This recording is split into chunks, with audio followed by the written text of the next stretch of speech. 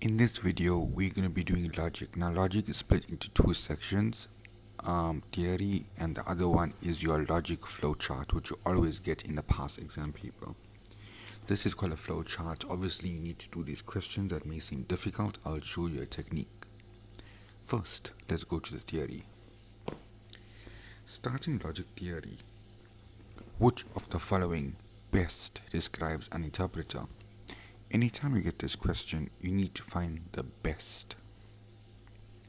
Now, if you look carefully at this, an interpreter is a translator. So basically, you got your programming language. Let me pick one, Visual Basic. Obviously, Visual Basic is a high level language, meaning it's for humans to understand.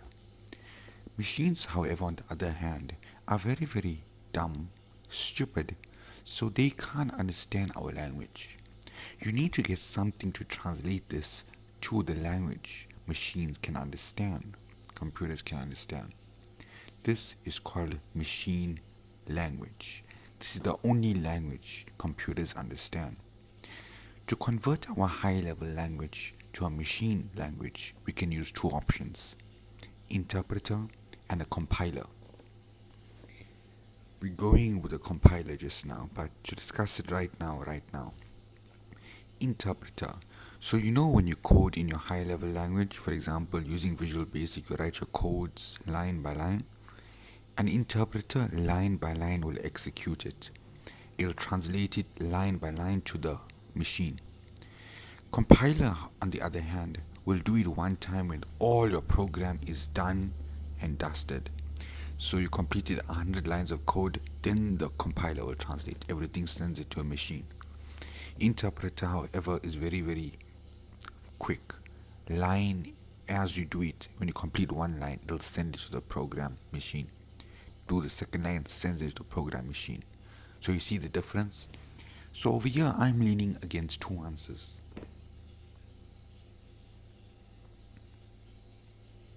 B and E. Because a fly means quick. On the fly, right? Now, I will say it's B. Because compiles and executes programs, compiles and executes programs on the fly. Your code is a program.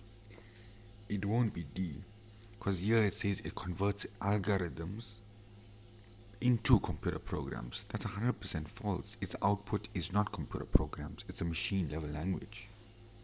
So B is the correct answer. Function of a compiler.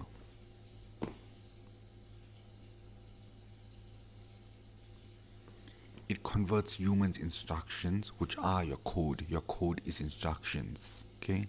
They also call an algorithm. An algorithm is your code, its instructions to do an objective, a purpose that the computer can understand. Computer's language is machine level language, so converting it makes 100% sense. Compiler.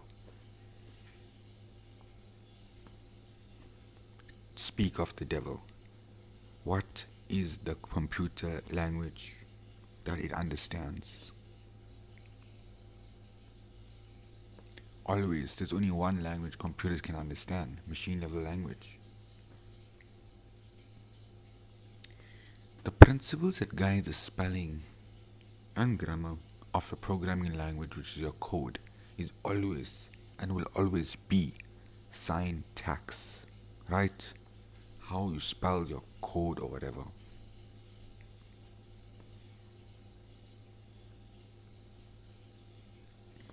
In the problem solving process. Now, problem solving process in logic is very simple. Number one, define the problem, right? What's the problem? Number two, outline the solution. Number three, draw, I think number three, I think it's draw a flowchart or PSU code.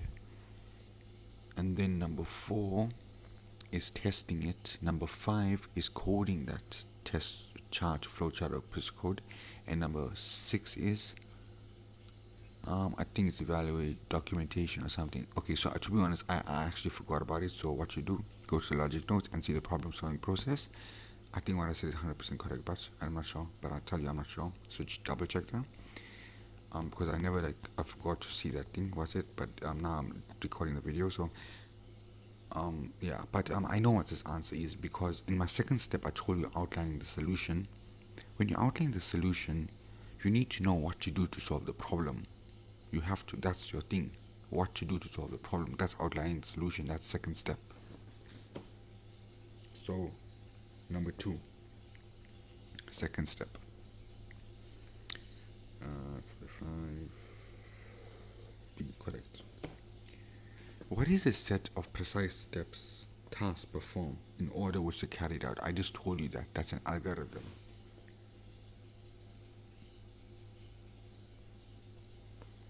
Okay, so here's our flowchart calculations. Now, I'm going to show you a massive trick that will help you.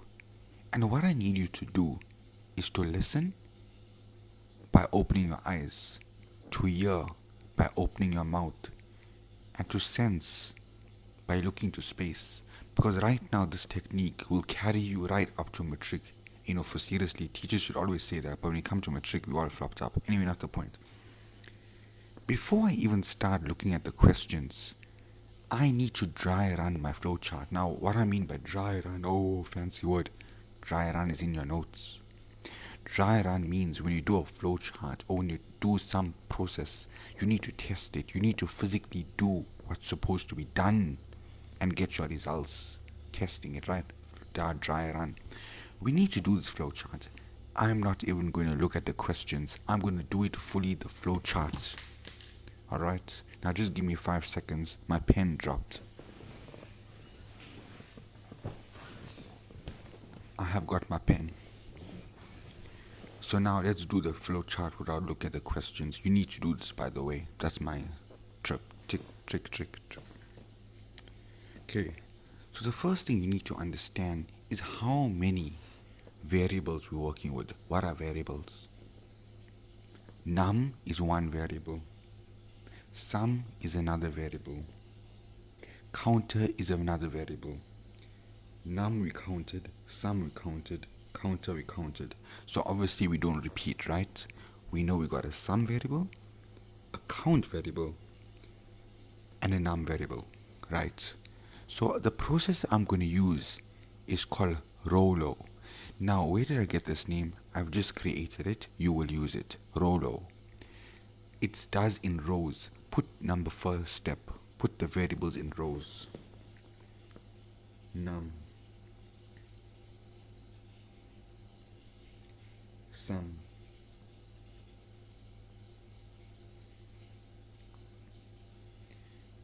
Num, sum, counter.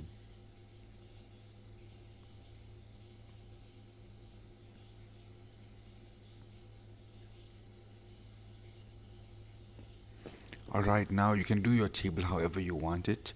I'm not going to draw the lines going down because I don't know what numbers I'm going to use. Okay, so we need to start this, right? We need to dry run it. So we go by the start. The first thing or the first block you'll encounter is called the initializing block. Basically, it tells you what each variable is starting at, its value. All variables are starting at 0. Now, I want you to listen carefully now, right?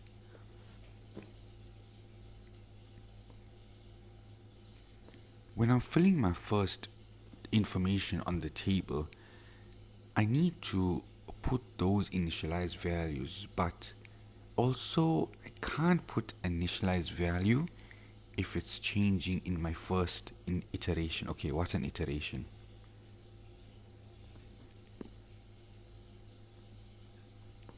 All the 3 numbers I put now is called an iteration. But basically I'll explain when you see the whole picture what's an iteration. But okay, when I go from start and go down, that's an iteration. And sometimes it's a repetition loop, which is the loop now. It'll send me back up. That's another iteration, going back down, doing whatever.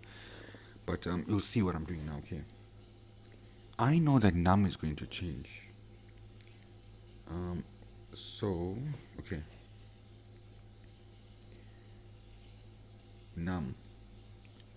So when all your num, count and sum is 0, let's go down the arrow. Num is equal to num plus 1.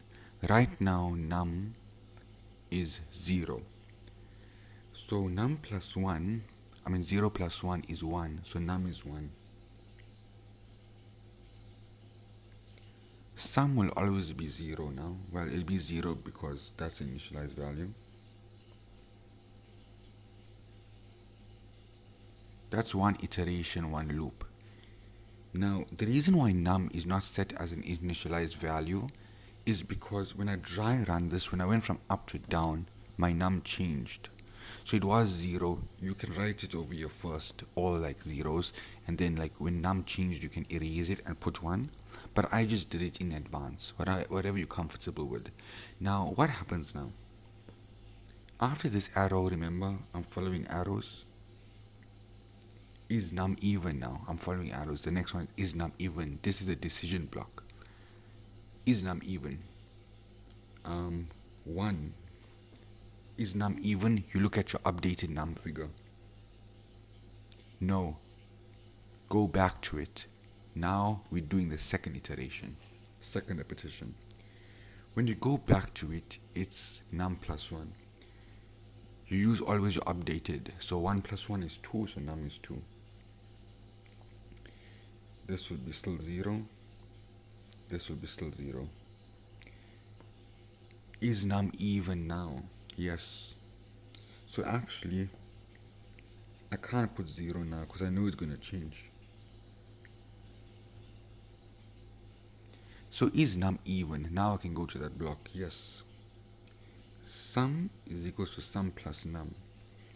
Right now my updated sum is 0. My updated num is 2. 0 plus 2 is 2. So my sum is 2. Counter is equals to counter plus 1. My counter updated is 0. 0 plus 1 is 1. Is my counter 4? No. My counter updated is 1. So now go back. Follow, go back. Iteration 2 done.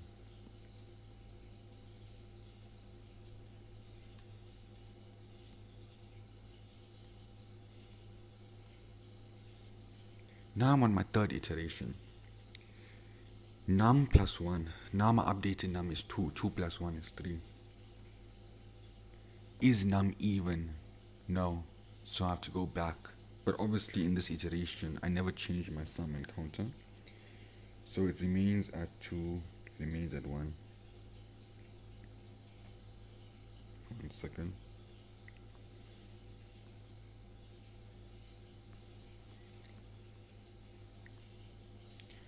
Num plus 1, I'm going back over here. Updated num is 3, 3 plus 1 is 4. Is num even? Yes, go over there.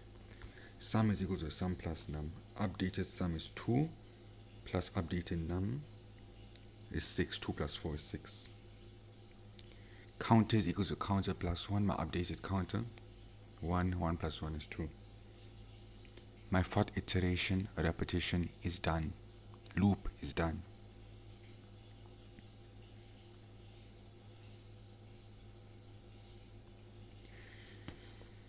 Is my counter 4? Obviously my counter is 2, no? So it repeats. We're going now to fifth repetition, our fifth loop, our fifth iteration. Num plus 1, my updated num is 4. 4 plus 1 is 5. Sum, is num even? No. So like I don't even have to go through this process. It goes back, my iteration is done, so all the other values remains the same.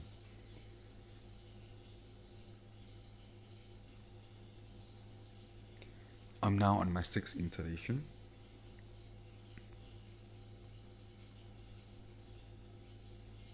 Num plus 1. My updated num is 5. 5 plus 1 is 6.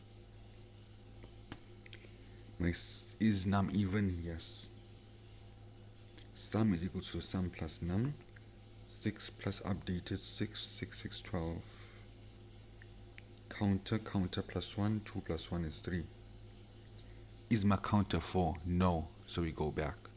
Now this will probably be my last run. 7. num plus 1, 6 plus 1 is 7. Is num even? No. So, wait, hold on.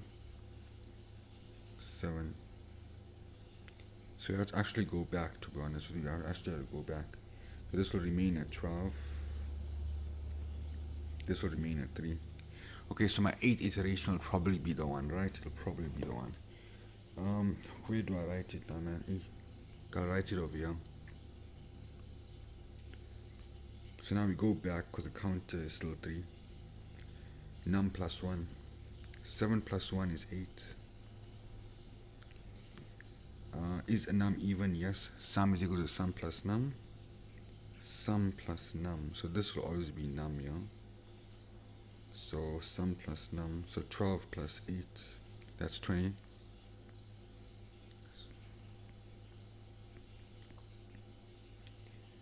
Counter. And then obviously now my count is equal to count plus 1. So my update is 3. 3 plus 1 is 4. Is counter 4? Yes. Display sum. The computer displays a sum. End. You are done all your iterations. You are done all your repetitions. Your loops are done. In conclusion, there is 8 iterations, 8 loops. 8 times I went through the system before I can produce my output. Done. Now let's answer the questions. At what point, when counter becomes 3, the value of num is? When the counter becomes 3, what's the value of num? Counter 3, num is 6. 6. Now if this answer corresponds to my memo, my whole process was right. 47 is C. A, B, C, 100% correct.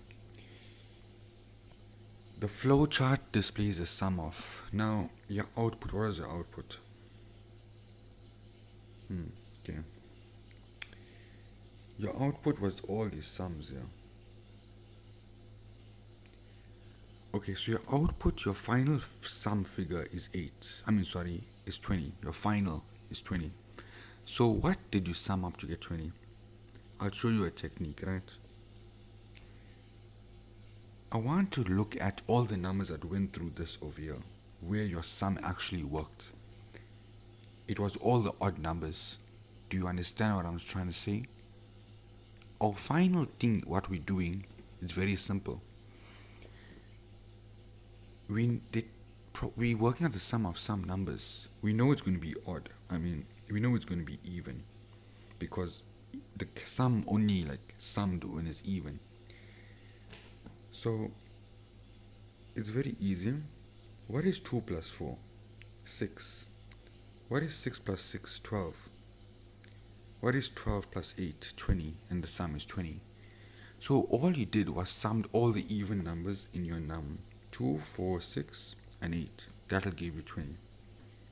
2, 4, 6, 8. Wait, 2, 4, 6, 8. So it's 4 even numbers you summed up.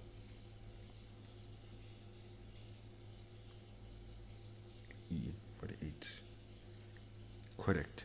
So you see, so you look at your num, and I looked at my flowchart and said the only way for it to sum it up was all even numbers, and obviously that's how it works. I count all even numbers in my sum. So that's how you do it.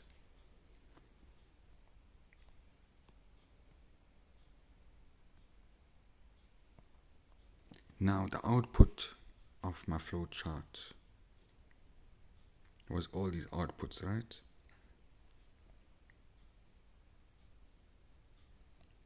But the main output was to display my sum. 20.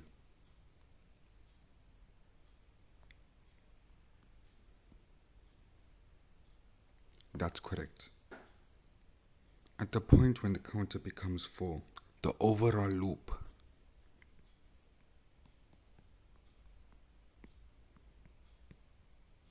my total loops in my system 1, 2, 3, 4, 5, 6, 7, 8. 8 loops.